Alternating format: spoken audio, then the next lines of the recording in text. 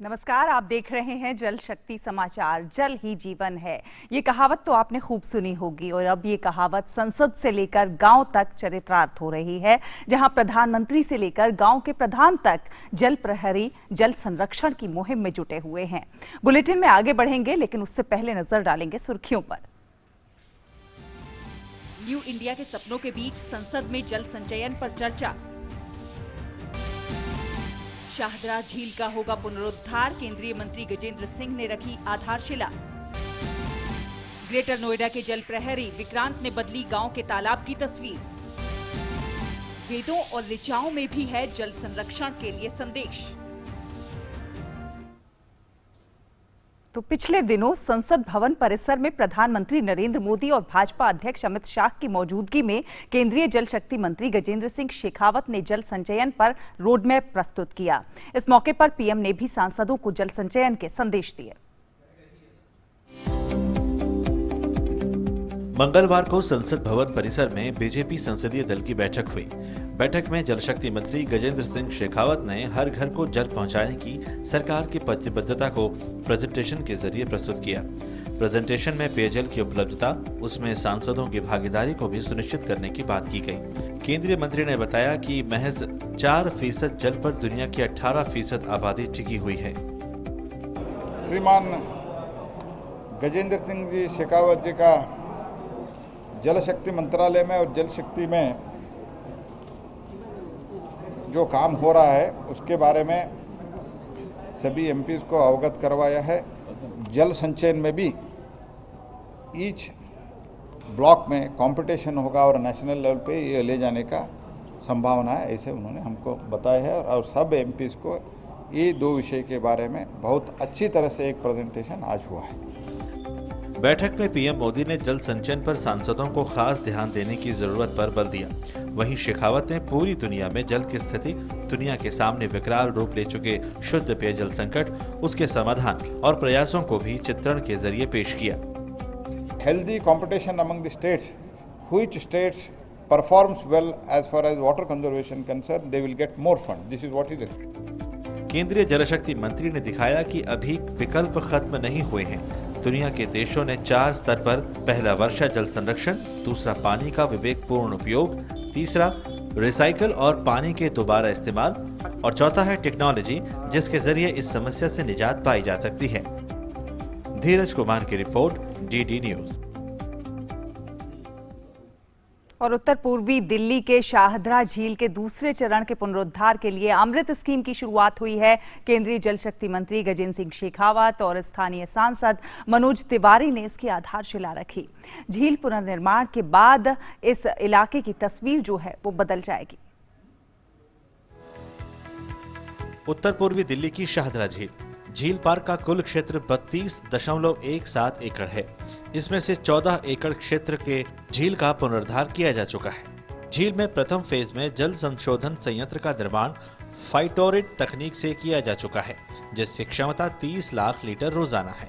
दूसरे फेज में झील क्षेत्र का पुनरुद्धार किया जाएगा और साफ किए हुए पानी को झील क्षेत्र में डालकर झील को पुनर्जीवित किया जाएगा। एक तो यहाँ जो गंदा पानी है जिसको हम ट्रीट कर रहे हैं, ट्रीटेड पानी के डिस्पोजल की ठीक से सुविधा बनेगी। ग्राउंड वाटर एक्वीफर रिचार्ज जिस तरह से इन्होंने योजना बनाई है, उससे एक्वीफर रिचार्ज की भी सुविधा बनेगी और उसके साथ साथ में इस क्षेत्र के रहने वाले लोगों के लिए ये एक हरित जोन की तरह डेवलप होगा।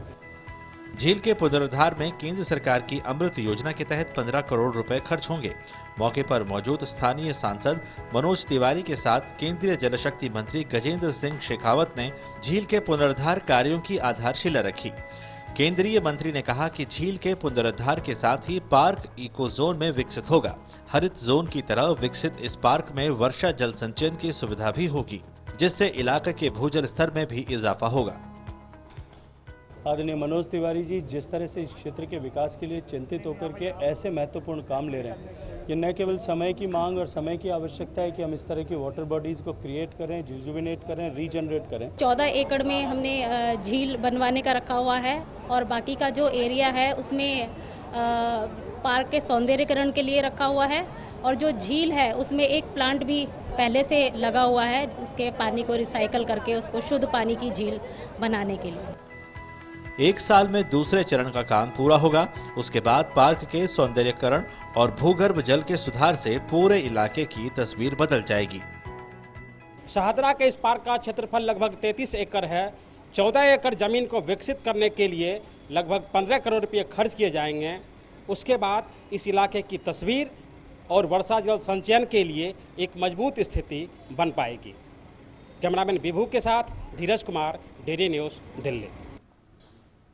और ग्रेटर नोएडा के जल प्रहरी विकास तोखंड से आपको मिलवाते हैं, जिन्होंने लोगों को जल संरक्षण के लिए खूब प्रेरित किया है और कर रहे हैं। परिणाम है कि जो घर कभी कूड़ा घर बने हुए थे वो आज खुली सांस ले पा रहे हैं। विक्रांत टोंगड़ एक ऐसे जलनायक हैं जिन्होंने नोएडा और ग्रेटर नोएडा के कई तालाबों का कायाकल्प कर दिया है। सरकार के सहयोग से स्थानीय लोगों को जल संरक्षण की मुहिम से जोड़कर विक्रांत ये काम कर रहे हैं। ग्रेटर नोएडा का गांव डाबरा, लोग आजीविका के लिए ज्यादातर कृषि पर निर्भर हैं। इस गांव का ये तालाब कभी कचरे से पटा हुआ था। स्थानीय लोग भी इसमें कूड़ा करकट फेंकते थे।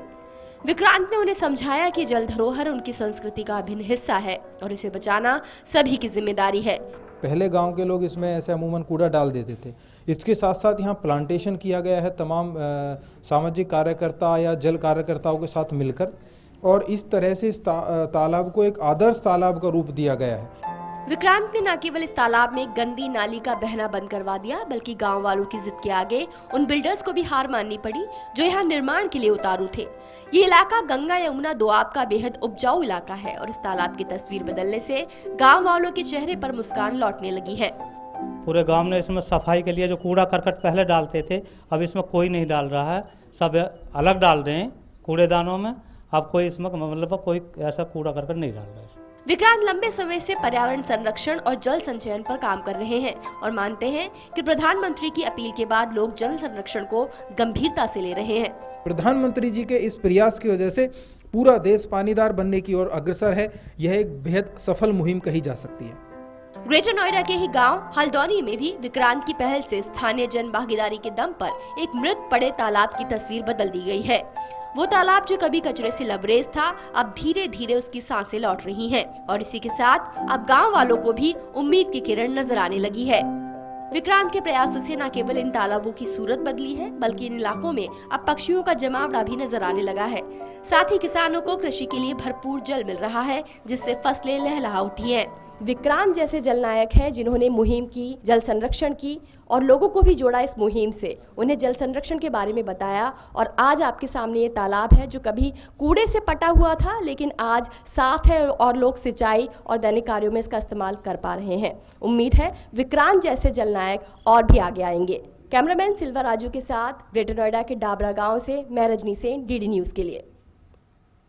तो जल है तो कल है, ये एक बार फिर से बहस का केंद्र बना हुआ है। लेकिन भारत की प्राचीन परंपरा, खासकर वेदों के ऋचाओं में तो जल को लेकर खास आग्रह किया गया है। ऋग्वेद में तो जल को जीवन में उत्साह बढ़ाने वाला कहा गया है।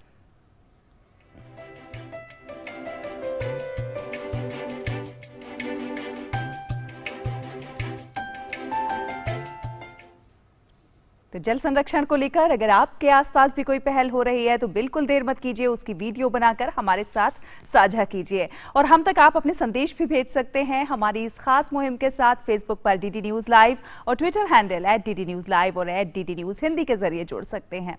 इसी के साथ हमारे आज के इस खास बुलेटिन में बस इतना ही। नमस्कार।